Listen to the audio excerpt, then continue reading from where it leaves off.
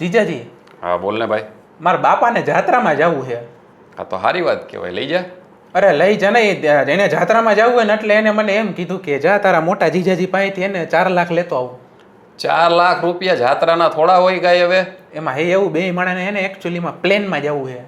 જો જાત્રાનો મતલબ છે ને શું હોય કે ટ્રેનમાં જાઓ, રિક્ષામાં જાઓ, બસમાં જાઓ, પગપાળે જાઓ, એને જાત્રા કહેવાય.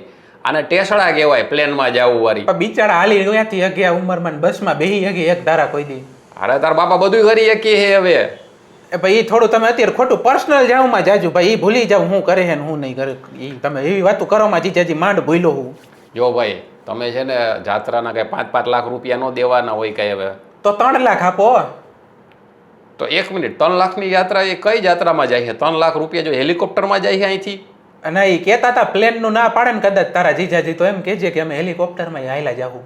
પણ હેલિકોપ્ટરમાં જાત્રા એવું કરવા ન જવાનું હોય તો પછી ઘરે રહેવાય ને, આજુબાજુ જે મંદિર હોય ને અહીંયા હાલીને વયું જવાય પગે લાગવા. ભગવાન બધે હરખા જ હોય. હા તો મારા બાપાએ એવું કીધું, કદાચ કે આપણા મોટા જમાઈ રાજા જો પૈસા આપતા હોય તો એને 2 મુઠ્ઠી જેટલું મરે પુણ્ય એમ કે જાત્રા કરાવી સાસુ સસરાને.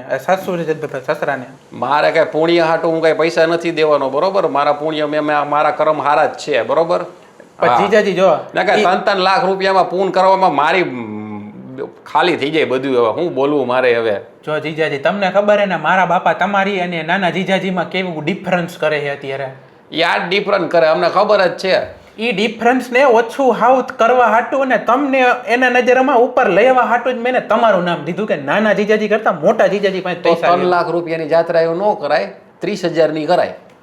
હવે આ વાત જઈને કહીશ ને કે જમાઈ અત્યારે તમારે આવું જવાબ દીધો છે એટલે એમ કે લ્યો તોડી લ્યો, એક મોકો દીધો છે સારું કરવાનું, કંઈક એમાં હવે આવું કર્યું. પાછા નાના જીજાજીને ફોન કરશે. તમને હવે એમાં નાનો જીજાજી હારો લાગે તેની પાસે 3-3 લાખ રૂપિયા ઉઘરાવી તમે મને કરો ને 2 લાખ તું લઈ લે, 5 માંગી લ્યો. અરે મને ભૂલો જાવ. મને તો જીજાજી તમે જ હારા લાગો એટલે તમારું નામ કીધું કે તમારી કઈક વેલ્યુ ઊંચી થાય મારા બાપાની નજરમાં. સાચું બોલ, 3 લાખમાંથી તારા કેટલા હે? અરે બાપા તમે કયો, હમણાં હિસાબ દેખાડી દઉં ફોન કાઢીને. ઓલા ટૂર્સ એન્ડ ટ્રાવેલ્સ વાળાએ કીધું 3 લાખ રૂપિયા છેલ્લા એમ. લાવ બતાવજી, હમણાં ખબર. જોજો પોલ ખુલી જાય તો અહીંથી મારી તને કાઢીશું. તમે ઓલું લેવા ગયા હતા ને સોડા, એમાં ને એમાં બધું ભૂલાઈ ગયું મને. બતાવ.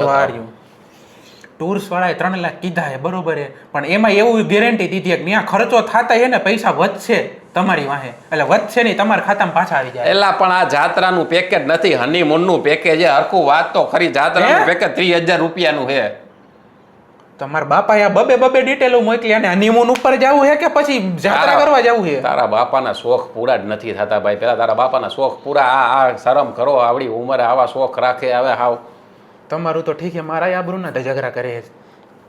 30,000 રૂપિયા જોતા હોય ને તો દો, બરોબર? 3-3 લાખ રૂપિયા તમારા ટેસડા કરવાના, હું કઈ નથી દેવાનો. આ તો નાખવાનું જાત્રા વાળાને ખાતામાં નાખી દેવું, તમને ડિટેલ નાખવું એની બેંક ડિટેલ બધી. હાલો સારું, હાલો દઈ દો, મોકલી દો મારામાં. આ મોકલી દીધું. હાલો હા મોકલી દે. હાલો પૈસા મોકલી દે. હવે જાઓ તમે ઘરે જાઓ.